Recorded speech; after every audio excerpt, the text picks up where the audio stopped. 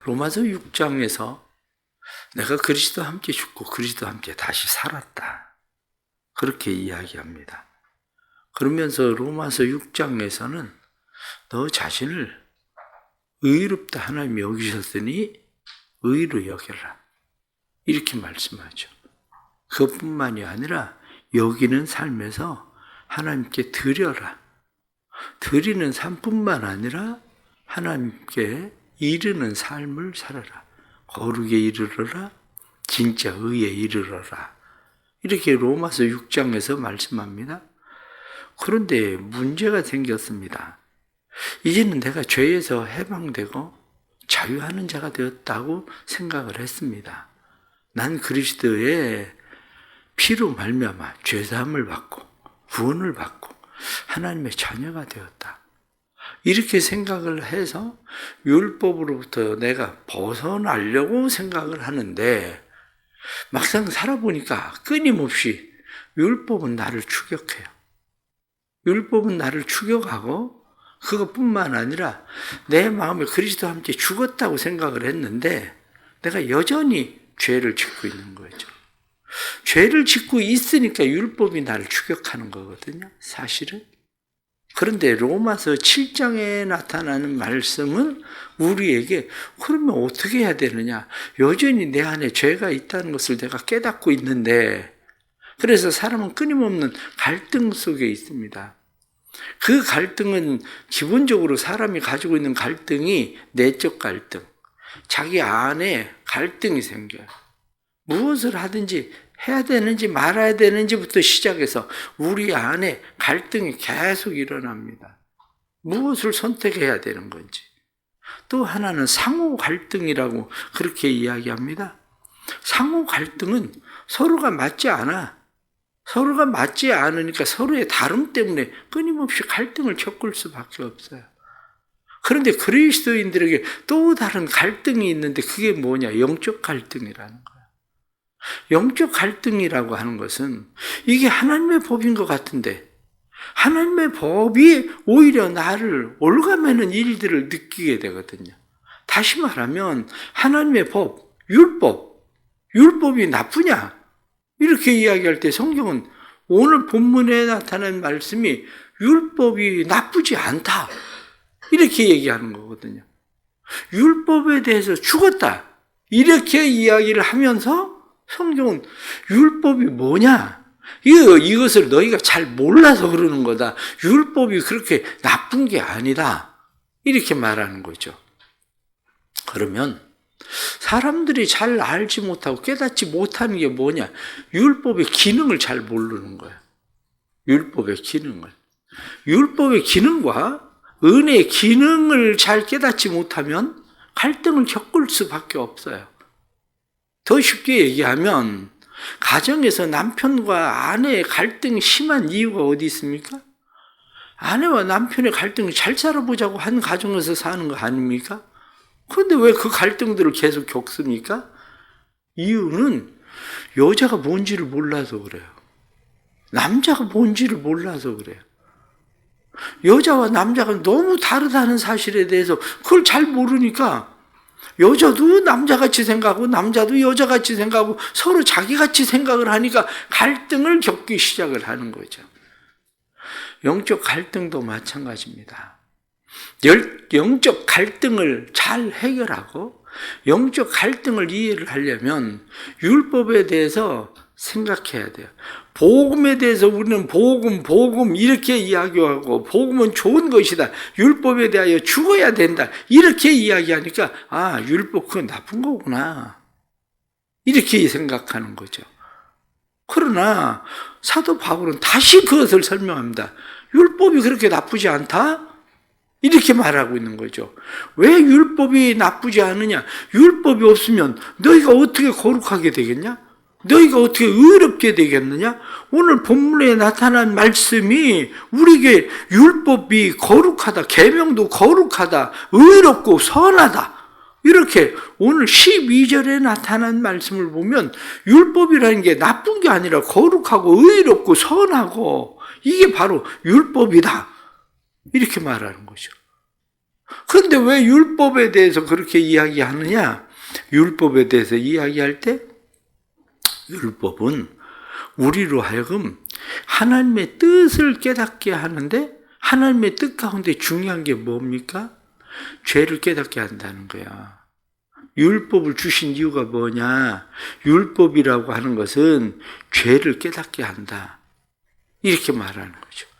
죄를 깨닫게 하는 것, 그것이 뭐냐? 아, 이게 잘못된 거구나, 죄구나. 그래서 율법은 악을 제거한다는 거예요. 죄를 깨닫잖아요, 내가. 근데 죄를 깨달았어요? 죄를 깨달아서, 아, 이거 죄구나, 이거 악한 거구나, 나쁜 거구나. 그래서 이걸 제거합니다. 그런데 문제가 생겼습니다, 여기에. 그게 뭐냐? 한계를 느낀다는 거죠. 죄는 깨달아야, 죄에 대해서 깨달으면 깨달을수록 죄책감은 심해지고 양심의 가책은 점점 더 받는데 헤어날 방법이 없네요. 헤어날 방법이. 그게 뭐냐? 아, 인간은 도저히 내 힘으로 여기로부터 이거 헤어날 수 있는 존재가 아니구나.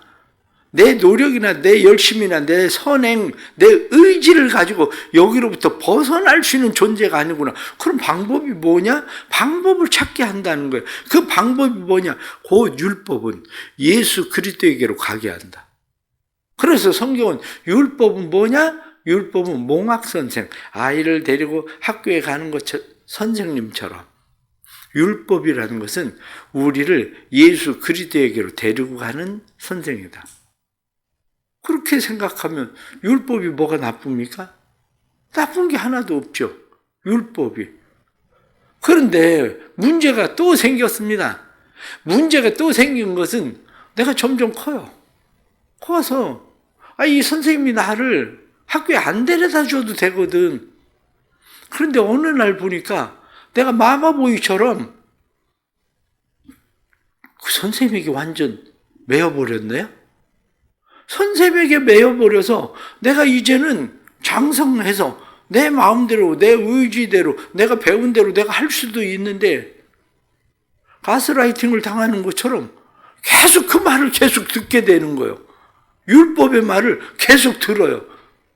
율법의 말을 계속 듣다가 보니까 계속 나는 이게 맞은가? 이게 맞은가? 이게 이제 혼돈이 생겨요. 이 새로운 갈등이 우리 안에 계속 일어나고 있다는 거예요.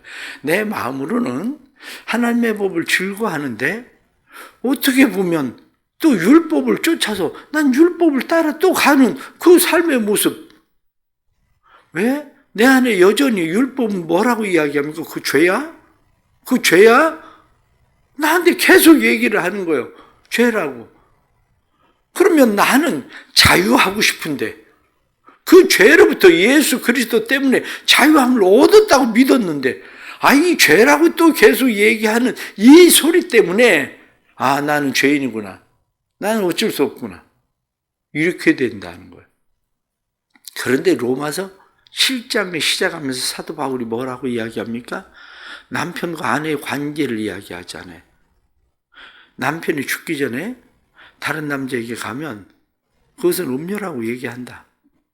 그런데 남편이 죽어서 그가 이제는 다른 사람에게 가는 걸 누가 그것을 음녀라고 얘기하냐?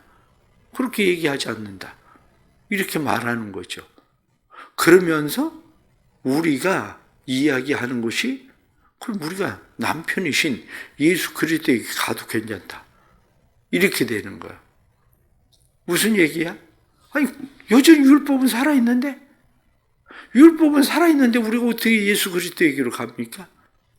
율법은 살아있는데? 그러니까 성경이 우리에게 말씀하고 있는 것은 율법이 악한 것도 아닌데 예수님은 율법을 완성시키러 오셨다고 마태복음 7장 5장 17절에 말씀하고 있는데, 그러면 나는 어떻게 해야 되나? 또 다른 방법이 있지? 네가 율법에 대하여 죽으면 돼, 이렇게 얘기하는 거예요. 내가 그리스도와 함께 십자가 못 박혀 죽었다.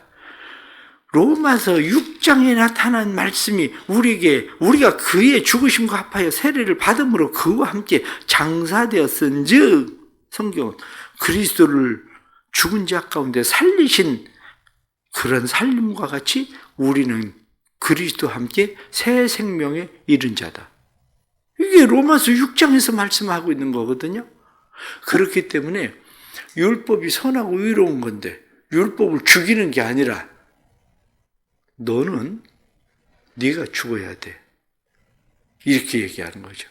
네가 죽어야 돼. 네가 진짜 죽어야, 그래야 그리스도에게로 갔을 때에 율법은 완전해지는 거야. 이렇게 말하고 있는 겁니다. 그래서 디안 박사라고 하는 사람은, 디안이라는 사람은 율법과 은혜에 대해서 사람들은 좀 더 생각해야 된다. 율법과 은혜에는 분명한 차이가 있다. 그렇게 이야기합니다. 그러면서 뭐라고 이야기하느냐? 율법은 기본적으로 아주 선한 사람도 죄인을 만든다는 거예요. 율법은. 그런데 은혜는 악인도 구원하고 의롭다 한다는 거예요. 율법은 아주 악한 사람에 대해서, 아니면 조그만한 시끌만한 죄만 있어도 죄의 삭은 사망이다. 그리고 사망 선고를 내려버리지만, 그러나 은혜는 생명을 준다는 거예요. 영생을 준다. 그렇게 이야기합니다. 율법은 어떻습니까? 끊임없이 우리에게 요구합니다. 죄의 값을 갚아라. 너 죄 졌잖아. 죄 졌으니까 너 죄의 값을 갚아라. 율법은 그렇게 말합니다. 그런데 은혜는 우리에게 그 죄의 값은 내가 다 지불했어. 괜찮아. 안심해도 돼. 넌 죄의 값에 매이지 않아도 돼.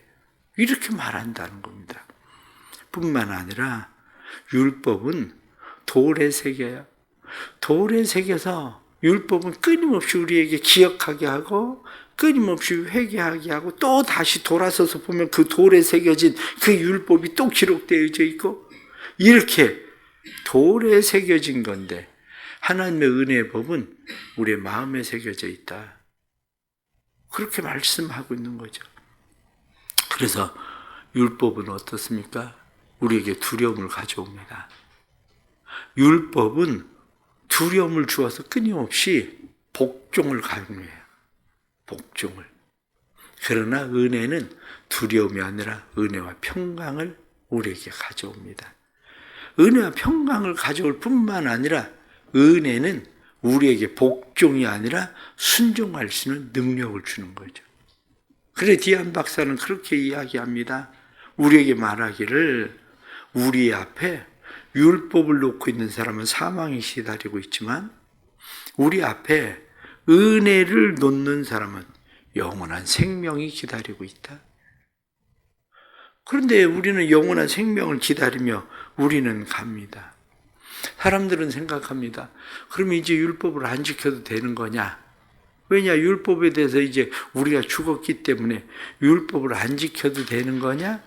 이렇게 생각하지만 성경은 그렇게 말하는 것이 아니라, 예수님이 오신 것은 율법을 폐하러 온 것이 아니라 율법을 완성케 하기 위해서 왔다?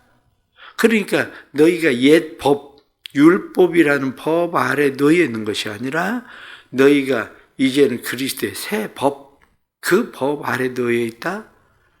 서로 사랑해라. 내가 너희에게 새 계명을 말한다? 서로 사랑해라. 이렇게 말씀하는 거죠. 그러기에 우리는 율법보다도 더 강한 법 아래에 있어요. 기독교의 복음에 대해서 우리는 그렇게 이해해야 됩니다. 기독교의 복음, 복음의 핵심이 뭡니까? 기독교 복음의 핵심은 내가 죽지 않고는 한 발자국도 갈 수 없다는 거예요.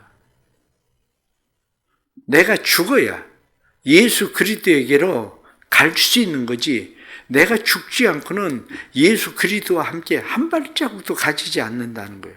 이게 그리스도의 복음이에요. 그런데 우리는 여전히 내 안에 내 노력, 의지, 열심을 가지고 끊임없이 가려고 하죠. 그러면 결론적으로 말씀을 드립니다. 사도 바울이 이야기하기를 내가 마음으로는 하나님의 법을 내가 즐거워하는데 내가 육신의 법으로는 또 다른 죄의 법에 끌려가는 그런 모습을 본다. 그러면 법의 기능은 다 같아요. 오늘 성경 말씀 앞으로 가서 4절에 나타난 말씀을 보면 그렇게 되어 있습니다. 그러므로 내 형제들아 너희도 그리스도의 몸으로 말미암아 율법에 대하여 죽임을 당하였으니 이는 다르니 곧 죽은 자 가운데서 살아나신 이에게 가서 우리가 하나님을 위하여 열매를 맺게 하려 함이라. 이 말씀을 보니까 율법으로부터 자유하는 게 목적이라는 거야. 말씀 속에 율법에 대하여 죽임을 당하였으니 율법으로부터 자유하십시오.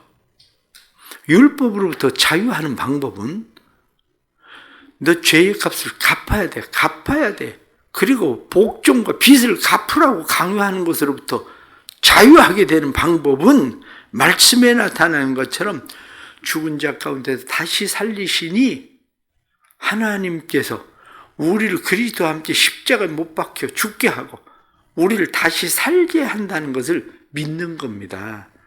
그래서 끊임없이 우리가 고백해야 되는 것이 내가 그리스도와 함께 십자가에 못 박혀 죽었나니 그런즉 이제는 내가 사는 것이 아니요 오직 내 안에 그리스도께서 사는 것이라. 그러면 왜 우리가 그리스도와 함께 살려고 합니까? 그리스도와 함께 살려고 하는 것을 하나님을 위하여 열매를 맺게 하려 함이라. 성경 말씀은 그렇게 말씀합니다. 율법 아래 있을 때에 5절에 나타난 말씀을 보면 우리가 육신에 있을 때에는 율법으로 말미암는 죄의 정욕이 우리 지체 중에 역사하여 우리로 사망을 위하여 열매를 맺게 하였더니 이 말씀을 잘 이해하셔야 됩니다. 이 말씀을 잘 이해해야 되는 것은 그러면 율법은 우리로 하여금 사망의 열매를 맺게 하냐? 이런 거예요. 혹시 여러분들 장례식에 가서 자기 부모님이 돌아가셨을 때 무엇이 많이 기억납니까? 잘한 것이 많이 기억납니까? 못한 게 기억납니까? 아, 내가 그래도 살아계실 때 이렇게 잘해드렸는데 아이고 아쉽다. 좀 더 살아계셨으면 내가 더 잘해드릴 수 있었을 텐데. 그거 기억하는 사람 거의 없습니다. 살아계실 때 그래 한번 데리고 더 어디라도 다녀왔어야 되는데 아유 그때 그렇게 얘기하는데 내가 그때 말 한마디라도 좀 더 내가 잘못한 것들이 생각나지 잘한 것들이 기억나서 우는 사람이 거의 없어요. 바로 율법이라고 하는 것이 무엇을 얘기하냐면 율법은 어떻게 합니까? 잘한 것을 칭찬하지 않아요. 율법은 그래 너 잘했어. 아이 수고했어. 애써서 나 하나님 앞에 가서 큰 상 받을 거야. 율법은 그거 얘기하는 게 아니라 너 이거 잘못했잖아. 이거 왜 안 치워? 이거 왜 그냥 놔두는 거야? 너 왜 안 하는 거야? 그게 뭡니까? 내가 늘 보이는 게 뭐예요? 다 잘못한 것만 보니까 그걸 죄의 열매라고 얘기하는 거예요. 율법은 원래 의의 열매를 맺게 하는 것이 율법인데 율법도 선하다. 율법도 의롭다. 율법도 거룩하다. 이렇게 얘기하는데 율법이 못하는 게 아니라 율법이 지적하는 것이 죄만 지적하니까 죄의 열매만 드러나는 거야. 집에서 부모가 뭘 다 잘못합니까? 그런데 잘못한다고 부모가 막 지적하는 부모 만나면 부모가 나한테 해준 게 없어. 잘못한 것만 한마디로 심어주는 거지. 기억나는 게 그거밖에 없으니까. 그래서 성경은 우리에게 말씀하기를 너희가 하나님을 위하여 열매를 맺는데 율법도 하나님을 위하여 열매 맺게 하기 위해서 율법도 있는 겁니다. 그런데 왜 율법은 죄를 계속 지적하니까 내게 보이는 것은 죄의 열매밖에 없는 거야. 죄의 열매밖에. 그런데 복음, 하나님의 은혜, 예수 그리스도 그분은 괜찮아. 근데 내가 다 갚았어. 내가 갚았고 너는 이제 의의 열매. 넌 의로운 사람 됐잖아. 그러니까 너를 하나님 앞에 자꾸 그냥 드려. 너를 하나님 앞에 드려서 의의 열매를 맺으면 돼. 너 마음에 갈등이 일어나지.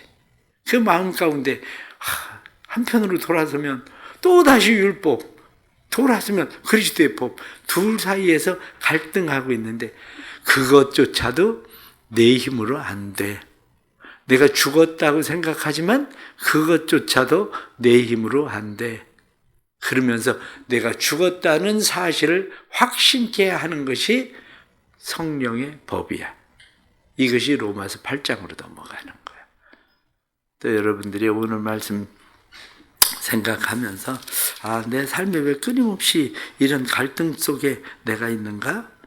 법에 대해서 내가 죽지 않고는 가능성이 없구나.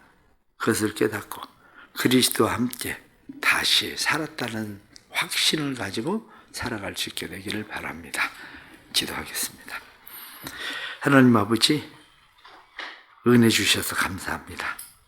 율법은 우리로 하여금 죄를 깨닫게 하고 율법은 우리로 하여금 오라 나는 곤고한 사람이로다 이렇게 말하게 하는데, 이 곤고한 사람 되어진 저희를 이 현상에서 벗어나게 해주셔서 감사합니다. 예수를 믿음으로 말미암아 이것으로부터 자유하게 되게 해주셔서 감사합니다. 예수 그리스도의 십자가는 사단을 무력화시키고 우리 안에 죄의 법, 율법을 무력화시켜서 우리를 정죄하는 정죄로부터 우리를 벗어나게 하는 것을 우리는 확신합니다.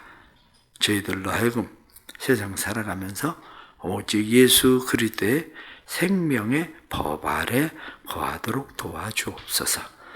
살아가는 교회 안에 성도들에게 은혜를 주시고 율법에 매이고 사로잡혀 있는 사람들이 복음이신 예수 그리스도에게로 나오게 해주시고 예수 그리스도와 함께 사는 자들이 되게 하여 주옵소서. 교회가 또 여름을 맞이하면서 또 수련회들을 성경학교를 준비합니다. 성경학교와 수련회가 하나님의 은혜 가운데 성령 충만한 예수 그리스도의 생명이 흐르는 수련회가 되고 성경학교가 되도록 도와주옵소서. 또 오는 주일은 맥주 감사주일로 저희가 감사하며 하나님께 나아가는 주일인데 6개월 동안 지키시고 보호하신 하나님의 은혜에 대하여 감사할 수 있는 마음을 주시고 뿐만 아니라 새가족들 또 환영하는 환영식도 있는데 보내주신 새가족들이 믿음으로 교회에 잘 청착할 수 있도록 그리스도의 사람들로 세워지고 교회 안에 그리스도의 신령한 사람들로 자리할 수 있도록 은혜를 베풀어 주옵소서. 오늘도 귀한 은혜 주셔서 감사합니다. 믿음과 말씀 속에 우리를 살도록 도와주옵소서.